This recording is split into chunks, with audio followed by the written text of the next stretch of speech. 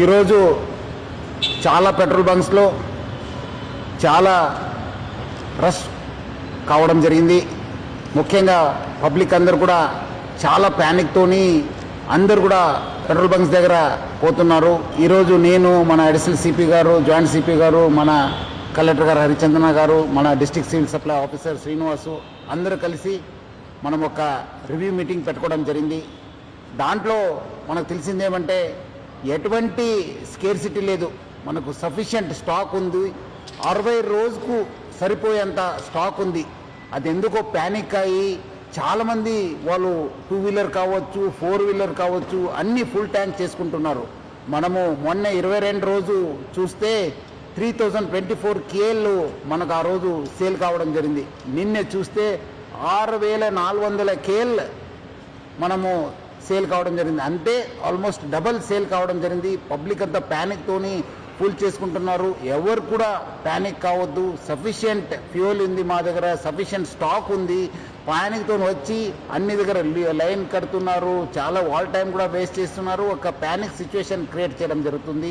So మనం కూడా అన్ని చోట్ల కూడా బందోబస్తు చేయడం జరిగింది. రెవెన్యూ సైడ్ నుంచి కూడా వాళ్ళ ఆఫీసర్స్ని పెట్రోల్ బంక్స్ దగ్గర పెట్టడం జరిగింది. ఈ మధ్యలో కొంత పెట్రోల్ బంక్స్ కూడా నో స్టాక్ ఎందుకు పెట్టారంటే మనము డబల్ సేల్ కావడంతో ఉన్న ట్యాంక్లో ఉన్న మొత్తము ఫ్యూయల్ అయిపోయింది. సో ఈ రీఫిల్లింగ్ కోసము మనకున్న 320 ట్యాంకర్స్ ఉన్నాం హైదరాబాద్ సిటీలో. రావడంలో కొంచెం టైం కావడంతో అక్కడ నో స్టాక్ పెట్టడం జరిగింది. కానీ ఫ్యూల్ లేదని చెప్పి వాళ్ళు నో స్టాక్ పెట్టలేదు. సో చాలామంది రకరకాల పుకార్లు పెడుతున్నారు. చాలా చోట్ల అక్కడేదో గుజరాత్లో అయింది, ఢిల్లీలో అయింది, రాజ్కోట్లో అయింది, సూరత్లో అయింది, చాలా షార్టేజ్ ఉందని చెప్తారు. అలాంటి ఎవరు పుకార్లు నమ్మొద్దు. పబ్లిక్ ఎవరు కూడా ప్యానిక్ కావద్దు. సఫిషియంట్ ఫ్యూయల్ ఉంది మా దగ్గర. 60 రోజుకు సరిపోయేంత ఫ్యూయల్ ఉంది. మనం చాలా డీటెయిల్గా రివ్యూ చేయడం జరిగింది. సో పబ్లిక్ ఎవరు కూడా ప్యానిక్ అయ్యి పెట్రోల్ బంక్స్ దగ్గర చేరొద్దు. మీకు సఫిషియంట్ స్టాక్ ఉంటుంది. ఎవరు కూడా ఫుల్ ట్యాంక్ చేసుకొని మళ్ళీ అనవసరం కూడా ఇబ్బంది పడొద్దని చెప్పి నేను మరీ కోరుతున్నాను.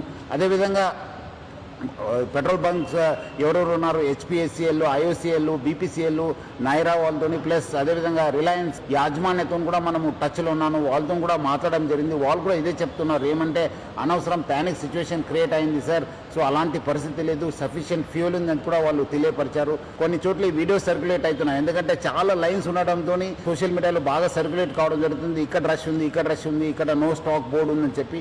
సో అలాంటి ఎవరు కూడా వార్తలు నమ్మొద్దని చెప్పి నేను ప్రభుత్వ తరఫు నుంచి, నా తరఫు నుంచి, జిల్లా యంత్రాంగం తరఫు నుంచి